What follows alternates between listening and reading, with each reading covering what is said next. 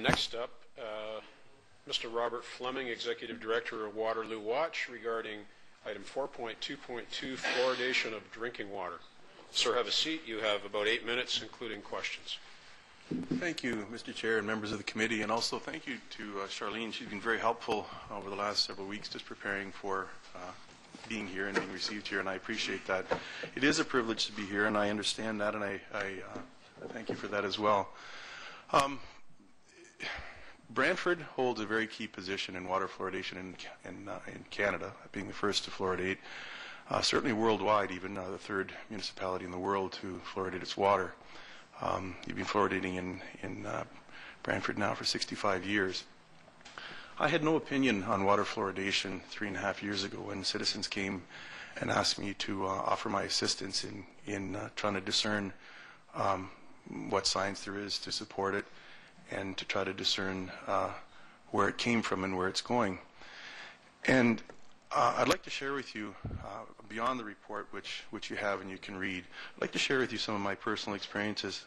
Starting out with no opinion on water fluoridation, I started to ask questions, and we started from the bottom up. We would ask our community, Waterloo, which is part of a region, and then we would ask our region, and we moved it up through the dentists and other regions. And eventually, we ended up talking to the Ministry of Environment. Petitions went in to the Ministry of Environment. Carol Clinch was a large part of that. Petitions have gone into the federal government, Health Canada.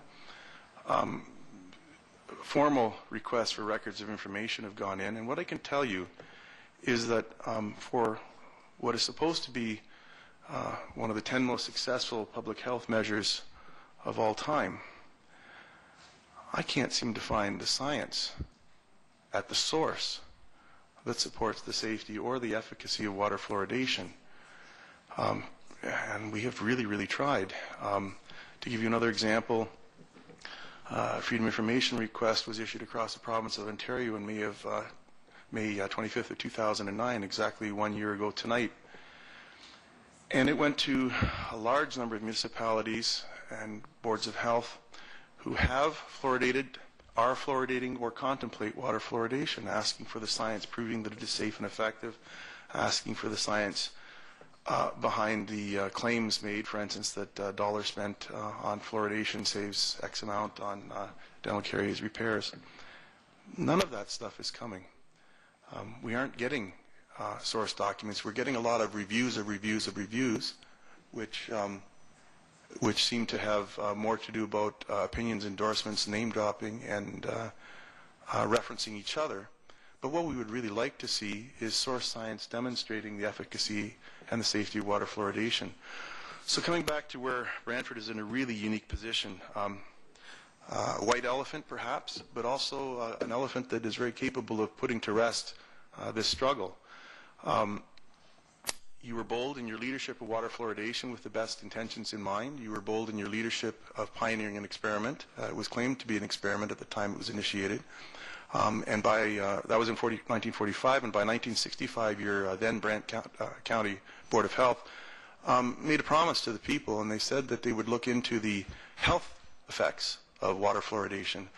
I can tell you I haven't found any of that literature, and it didn't come with the FOI request for information.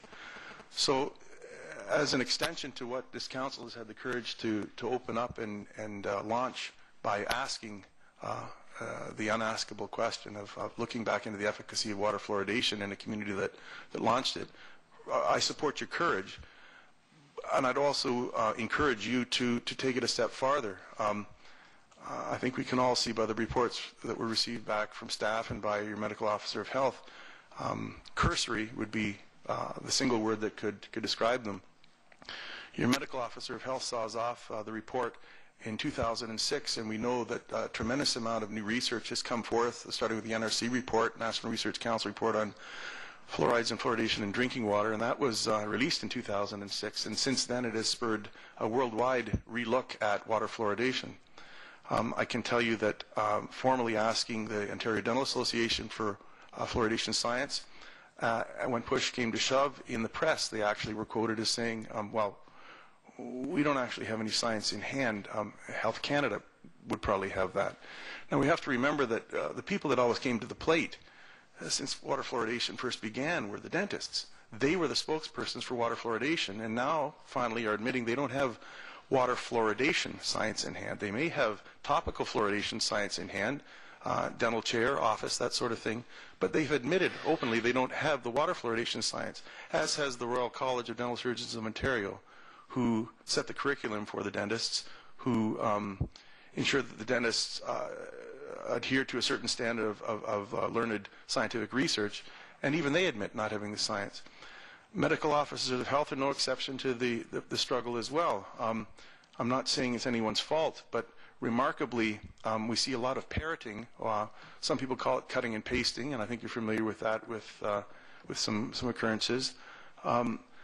But cutting and pasting and parroting is not science, and it certainly doesn't allay one's concerns of how much we should know, given how long we've been doing this. So I implore this council or this committee to pursue beyond just tonight the reports you've received and insist on some first-hand source science demonstrating the benefit and effect of water fluoridation.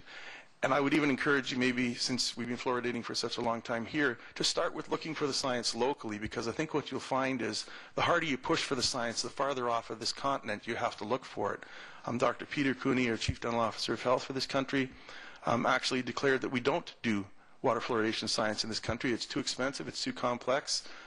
We just don't do it. But he quickly said we don't need to do it because we have lots of science coming from overseas. Well, for a continent that launched fluoridation, not to have the science on the continent to support fluoridation seems a tad odd. So I really, really am thankful that this opportunity has been presented to the people to relook at fluoridation.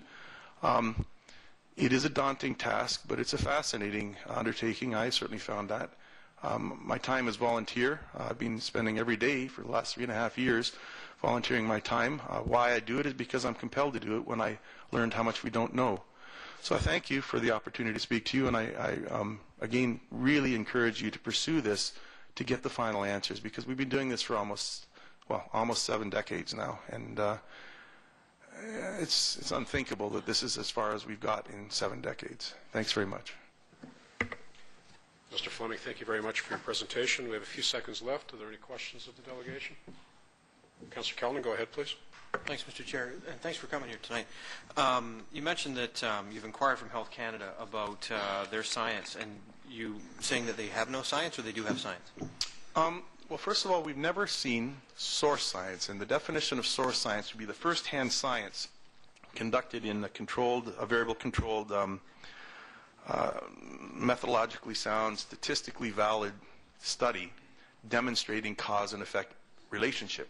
At best, you will come up with correlative science. For instance, if you look at the language in the science, it says we have introduced artificial fluoridation to the municipal water supplies or communal water supplies.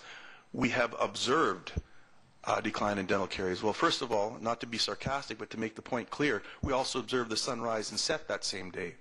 But we cannot infer causality. But more importantly, we've observed where fluoride hasn't been introduced in communities a virtually equal decline rate in dental caries. And an example of that would be in Europe, where 96% of Western Europe is unfluoridated and is benefiting with the same decline in dental caries as we claim to be benefiting due to fluoridation alone. So there's something wrong with that picture if we can't get the source science. Councillor Cullen, I'm afraid we're out of time. Mr. Flemming, again, thank you for your presentation.